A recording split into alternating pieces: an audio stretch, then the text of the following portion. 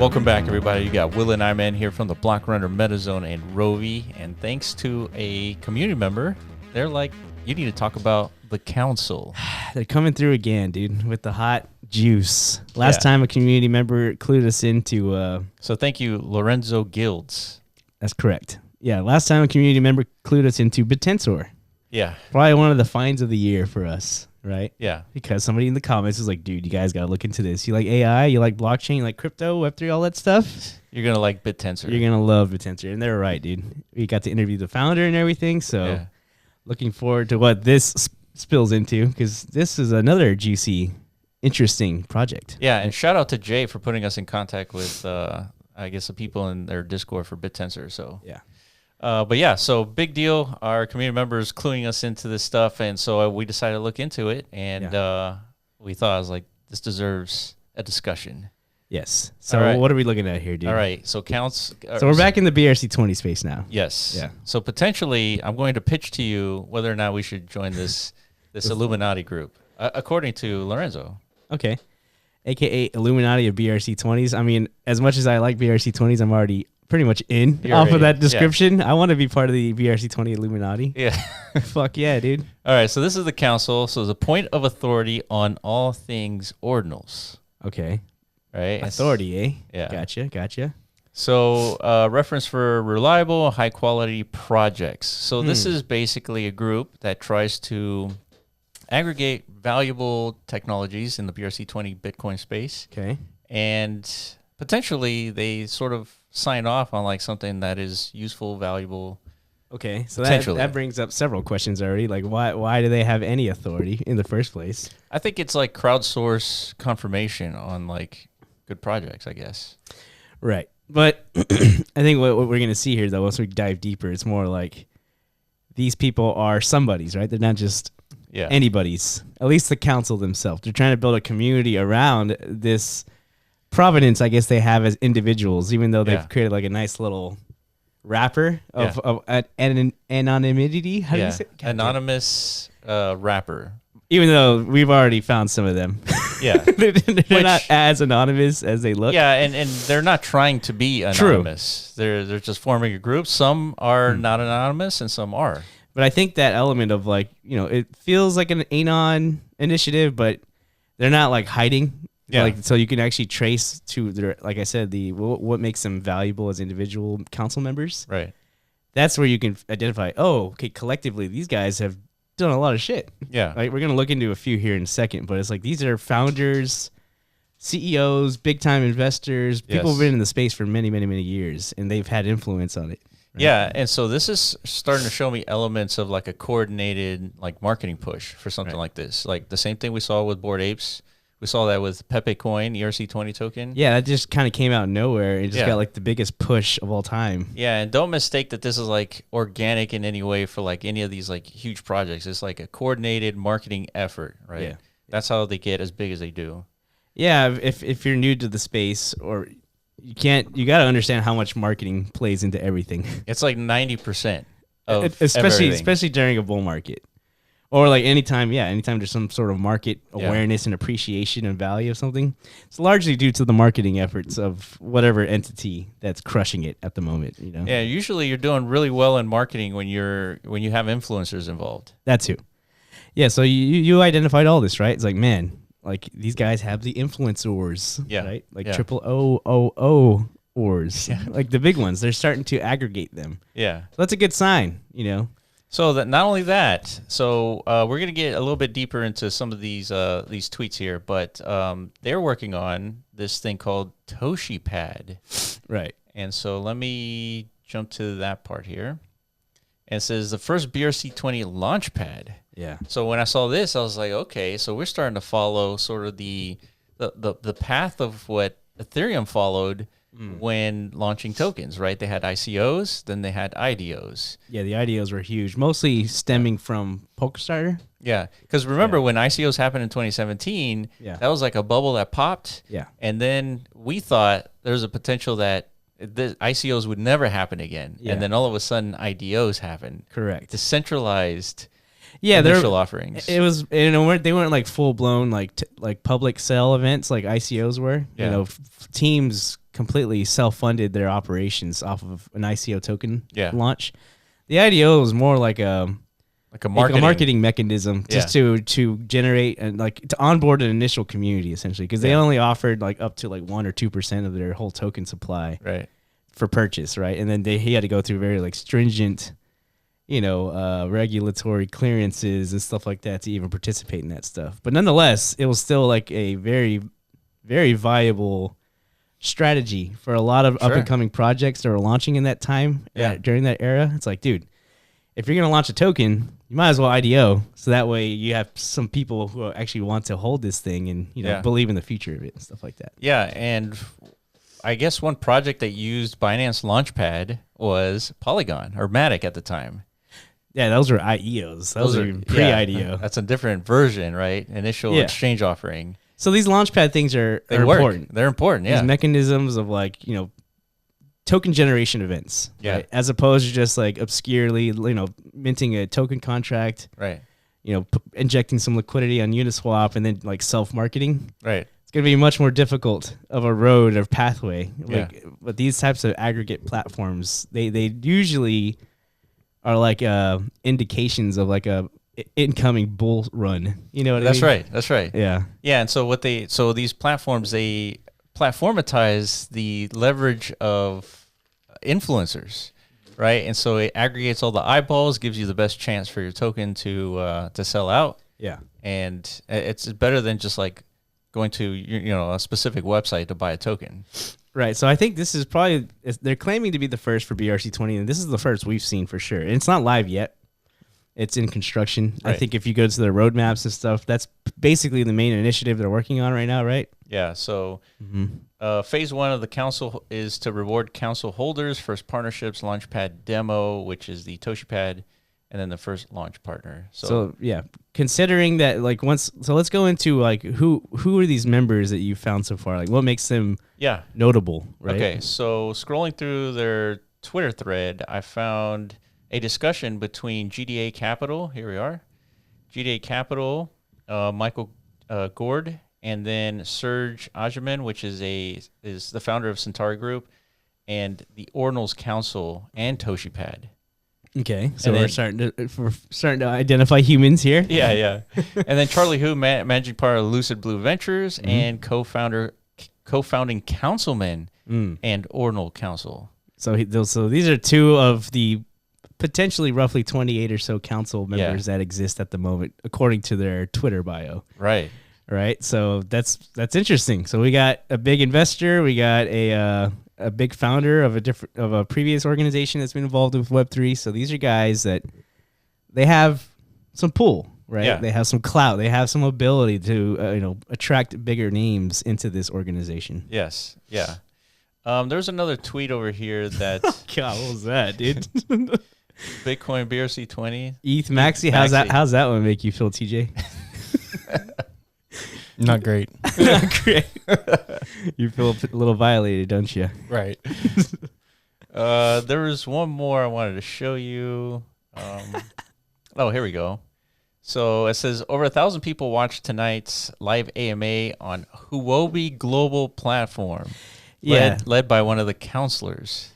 Yeah, so like when you showed me this was definitely one of like a pretty big sign. Huobi's ginormous. It's huge. Oh yeah.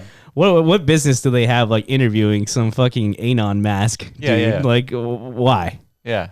Right. Like the market cap of this thing is only like 1 to 2 million. It's like 2 million. It's a baby. Yeah.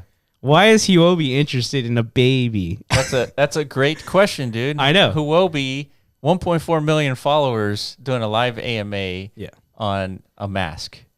Correct. Yes. Yeah. So it gets you thinking like, man, there's a lot of dots here to connect. Like these guys have some pull, like I was saying. Yeah. These aren't nobodies, even though they like to look like nobodies. Right? Yeah. This is the way they say. Right.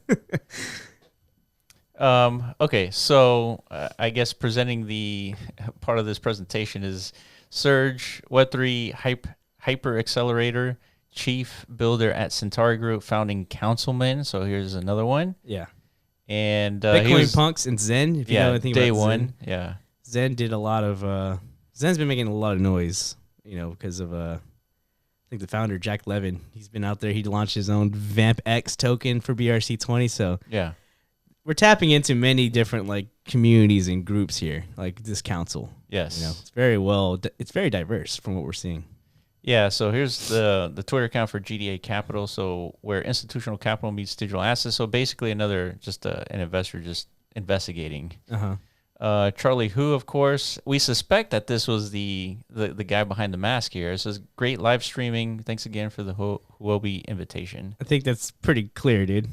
Yeah. sounds like he's claiming that he was invited and was speaking. But so so you found this project. You saw the value in this. Why? Explain. Well, because I understand that a lot of what explodes is because of a network of influencers working together. And it seems like... And culture building, right? Yeah. Like culture building, meme generating freaking spice of Web3. Like that's how PFPs came about. And like the ones that had the most success followed those ingredients. You know?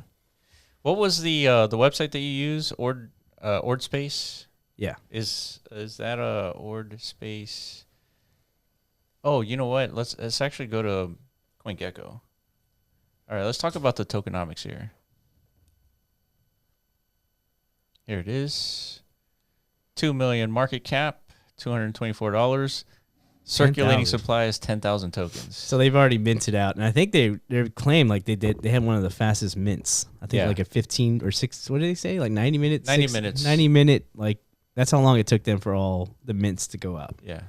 Which is pretty impressive. I did take place in another mint that was roughly around that time frame, the VampX one, but there were so many technical issues during that one that it's probably what prevented a lot of people from minting. But so yeah, there's a lot of demand, and this market cap is, like I said, very baby, dude. Yeah. So the whole BRC20 space is still basically a baby. Yeah, the total market cap is around 300 million or something like that. Roughly 270 to 300 right now. Yeah. Almost pretty much got to $1 billion, and we're going through like a correction phase. Yeah. Right. This is why, but it's important to really find like some opportunities during these like, market lulls, because BRC20s isn't going anywhere. No, definitely not. You can see all the signs and indication, right? Like more and more exchanges are scrambling to integrate and onboard this stuff because they know it's coming. Yeah. And for a large part, BRC20s and ordinals, they made Bitcoin interesting, right? Instead of just a maxi, conversation about number always going up because it's like gold. Yeah, that's most boring of conversations in my opinion. Yeah, but maybe not if you're like, I don't know. If you're holding 1,000 of these, like it's true. That's the best conversation. That's the greatest circle jerk of all time, basically. It's like, why wouldn't you want to do that? Yeah. But yeah, now we have the ability to create new value from the Bitcoin ecosystem, right? Yeah. On top of it, besides it, whatever you want to call it. And these are good examples of that. Yeah. And this market is, it's I can't stress enough how infant it is at the moment. Yeah. Because we've seen a lot of things emerge over our career. Yeah. The metaverse, literally, we watched it be born. Yeah, out of thin air, yeah. Yes, it just turned from a map to like something that people are fully immersed in at all times. Yeah. It's here. It's happening. NFTs were nothing. Yeah, we saw nobody gave a shit about anybody's NFTs at one point. Yeah, Everyone's like, dude, why would you waste your money on these stupid JPEGs? Yeah. We saw what happened with that. $60 billion later, what else? Like you said, ICOs, IDOs, all that stuff. So this is another one of those, dude. You cannot take your eyes off of this. Yeah. Can't stress that enough. Yeah, BRC20s in specifically, but Council is interesting just because I feel like they're aggregating a bunch of influencers and they're going to make this a big push. I think I agree. I think what I've seen so far, I've seen enough evidence to suggest that these are veteran actors within this space, and they understand how to move this market. Yeah. Right? Yeah. Like I said, they're formulating their KFC secret recipe right now. Yeah. Or actually, they already have the KFC recipe. They're just cooking up the chicken. Yeah, that's right. And so far, not enough people are eating it. But that's the point. If you could smell and taste the spice, and you're like, dude, once everybody starts eating this chicken, it's gonna be the best chicken on earth. Yeah, it has a cool look to it too. I mean, I think we like the art. Yeah, like it's attractive. Yeah, one of the advantages of being a CNC holder is you're going to get airdrops, and you're going to qualify for a lot of things, get access to a lot of things. So there is actual utility here too. Yeah. Which we've been talking about. We're focusing on projects with fundamental value, aka some kind of utility, or some kind of service, or some kind of tech infrastructure that's going to be built on top of these tokens, right? Yes. So with CNCL's case, of course, we've already mentioned the launchpad. They're going to do PFP mints very soon. So if you want to have your access to some of these very exclusive PFPs, and you think like this whole cult brand can take off the same way Bored Apes did, yes, I think you want to get your hands on some of these, considering some of these Bored Apes sold for millions of dollars. Yeah, I totally agree. Yeah. And if you just kind of going through their Twitter account, the 9th council member, it says, was the first to inscribe the Bitcoin white paper in Ordinal's text. So just talking about the OGs, a part of the council. So let's talk about that for a second. So there's 10,000 tokens, about 1,000 holders, right? I have the number right here. About 1,000 holders. Okay. And they are, I think, only allowing about 100 council members, and there's 28 so far. Roughly. And so, I mean, that just tells you that they're trying to focus on like these huge influencers. That'd be interesting. I wonder if they're going to incorporate some sort of like DAO mechanism just to like the community can kind of like vote on who can become a council member. That'd be pretty badass. So they do talk about that a little bit. So if you go to their Gitbook here and you read the manifesto, they have mission, they have code of conduct. Whoa. They have removal of members. It says, we strive to maintain a peaceful and collaborative environment with the Ordinals Council. Disruptive behaviors not tolerated, man. Good to know, good to know. And if a member is found causing issues or acting against the interests of the community, swift action will be taken. So I'm not quite sure what kind of swift action can be taken when you're holding assets that are immutable. That's a good point. But the community probably exists in Discord, which that exists. They have 1,100 members or so. And I'm sure even if you're holding these assets, they'll just kick you out of Discord, and that's that. Yeah, I can see that. Damn, this is interesting. The council is dedicated to promoting an environment of quality and inclusivity and remains committed to upholding these values at all time. Yeah, we hope this guide provides comprehensive overview of the manifesto. So there's that. The council products is Toshipad. So there's elements of like curation of technology here. Toshipad. And if you know anything about like, again, launchpads, like how Polkastarter worked, the ownership of that token was incredibly valuable. That was like your access to a lot of these launch events, right? You needed the more of these tokens you had, you got like like opportunities to, I guess, like participate in a higher degree. So it's important. Like this token is going to have some actual value. It's going to, of course, depend on the quality of projects that actually end up launching through the launchpad. But again, based on what we're seeing by some of these council members, they seem well connected. They're investors. Investors typically are the ones who are the most connected. Yeah, they're the ones who get the earliest of access to projects, and they're actually the ones funding them to make sure that they actually follow through on their visions. Yeah, so going back to your point on token utility, one of the main functions of a council token on Toshipad is to grant access to its holders to participate in new projects. So this is exactly like Polkastarter. You had to have Polk tokens?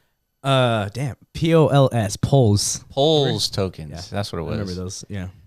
So you had to have those tokens to have access to the different drops that they were having there. Correct. And community building, and then liquidity provision. So they're pretty much setting up for an entire ecosystem on top of Bitcoin, which is what is so interesting about Bitcoin now with this Taproot upgrade. All of a sudden, you can have DeFi and potentially the metaverse and all kinds of like crazy stuff that we've already seen in Ethereum. Correct. But the main takeaway narrative is it's finalizing, I guess, on the most trusted and the longest running blockchain on Earth. So that's where the real value of all this comes in. Is just, there's going to be, of course, technical dilemmas and scaling issues and all this, over time. Yeah. But nonetheless, like everything's available as far as like the minimum expected infrastructure to build these types of ecosystems, right? Yeah. And projects like this are going to capitalize on it big time. So So I like it, dude. I feel like they do what we do in the sense of like researching and like going deep into projects and making sure like shit is valuable. I mean, we don't hold any of these tokens.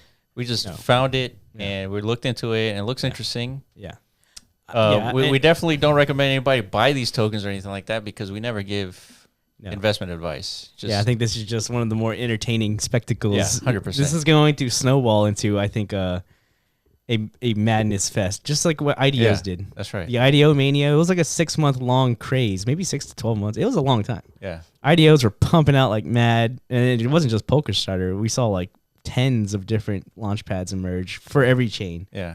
It became that was part of the fuel that galvanized the whole market during the last bull cycle. So. Or might happen again. Yeah. And so it looks cool. I mean, I like the art. So this is kind of my style. Like, would you rock that hacker? Would you rock that on your Twitter account? If we went to EDC, I'd wear this, dude. Really? Yeah. That would be pretty badass, dude. I'm not gonna lie.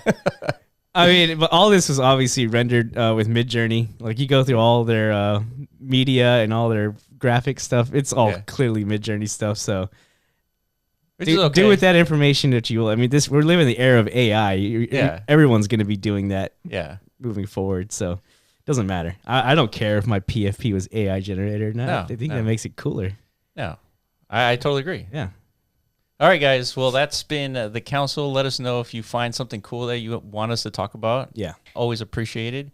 And let this be, I guess, an application to become a council member. What do you think, Iron Man? Who, us? Yeah. We should apply? We should apply. To be one of the 100? Yeah. What do you guys think? Are we cool enough to be council members, dude? That would be freaking cool. I mean, I think it's worth a shot. Yeah. You only, what's that baseball? You only hit the ones you swing at or something like that? Yeah. You miss, I don't fucking know. If you don't, some sort of like Will Smith quote or something like that.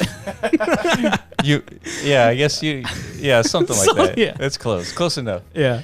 All right, guys, appreciate it. Make sure you follow us on Twitter at The Block Runner, at MetaZone.io, and at Rovi AI, and we'll catch you in the next video. Peace.